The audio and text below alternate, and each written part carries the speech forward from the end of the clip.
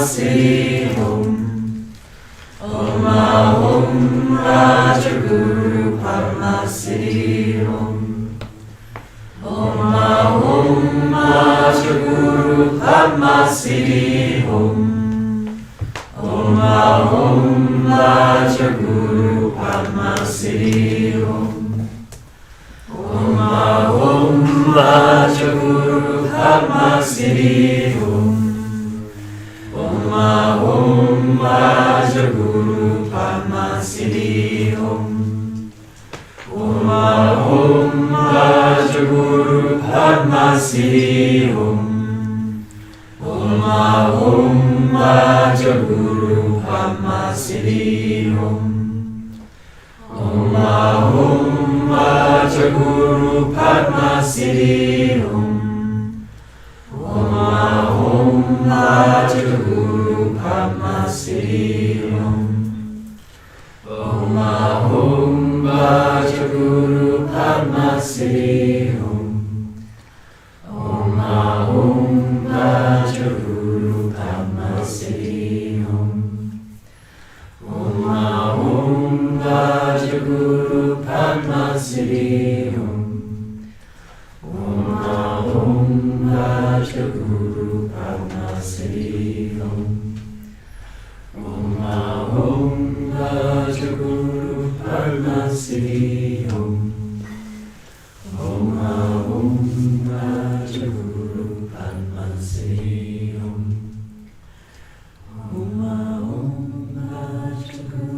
Padmasam. Om Ahum Rajaguru Padmasam. Om Ahum Rajaguru Padmasam. Om Ahum Rajaguru Padmasam.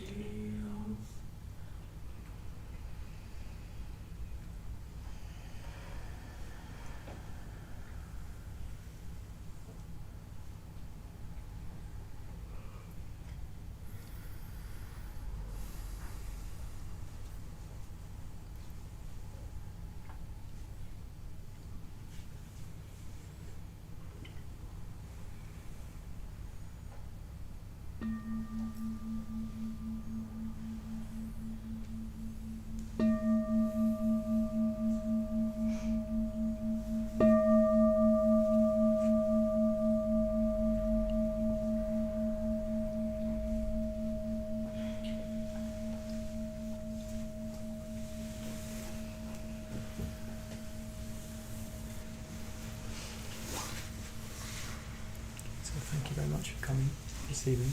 It's been lovely spending the evening with you. So yeah, leave me when you're ready, and do think about donating on your way out if you haven't already. We'd really appreciate any donation. And see you tomorrow at 7 o'clock.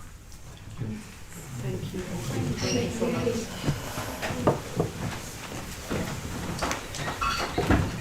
So you can leave and ask some questions where they are.